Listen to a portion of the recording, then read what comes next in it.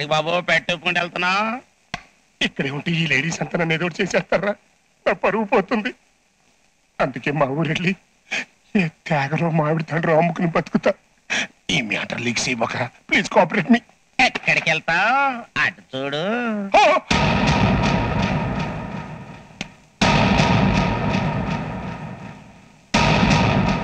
Excuse me madam, నన్ను క్షమించండి, నన్ను ఏం చేయకండి మేడం, మాఫ్ కీజియే.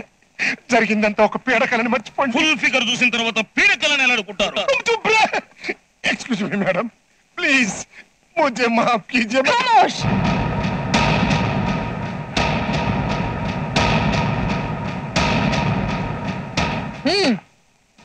మొదటిసారి నీ మొహం చూసినప్పుడు మోటుబావి గిలకలా ఇంత చండాలంగా ఉందేంట అనుకున్నాను. అందుచేత ఈ రోజు నుంచి నువ్వు నా ప్రియుడివి, నేను నీ ప్రియురాలిని. I love you.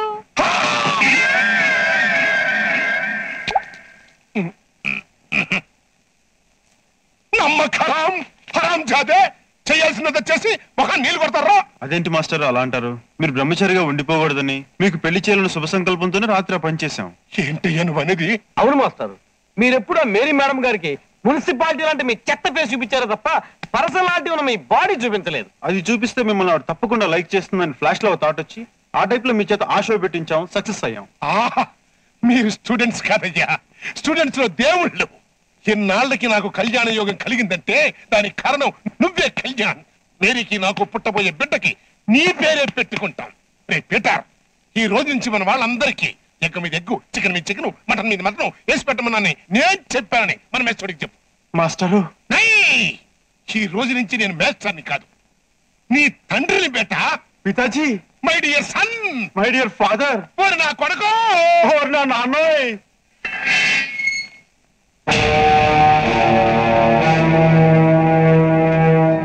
తమ్ముడు, అన్నయ్య, తమ్ముడు ఎలా ఉన్నావు అన్నయ్య?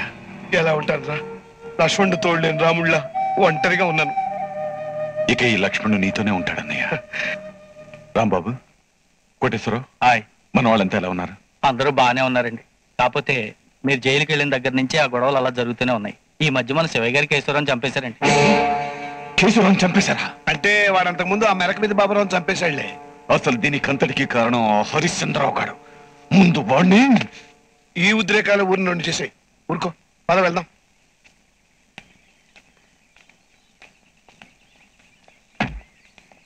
అన్నయ్య, కళ్యాణ్ ఎక్కడున్నాడు? ఈ గొడవల మధ్య మన ఊర్లో ఉంచడం అంత మంచిది కాదని వైజాగ్ హాస్టల్లో ఉంచవస్తున్నాను. వాడిని ఒకసారి చూడాలంతే.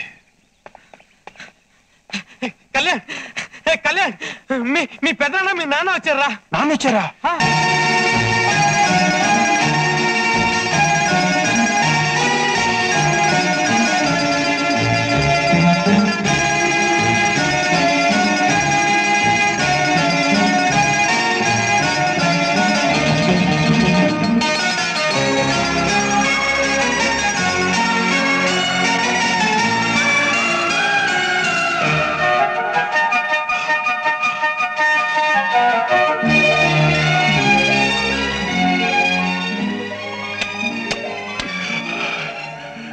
ఎన్నాళ్ళైందిరా నిన్ను చూసి.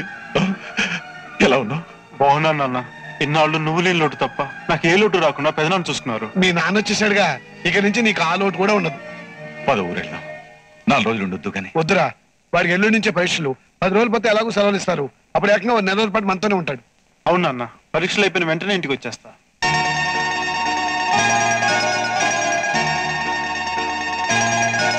ఆరోగ్యం జాగ్రత్తగా చూసుకో. అలాగే. ఒరే కళ్యాణ్, ఇదిగో ఈ డబ్బు ఉంచు. మన ఇచ్చినవి ఉన్నాయి పెదనాన్న. పర్వాలేదు, ఉంచరా.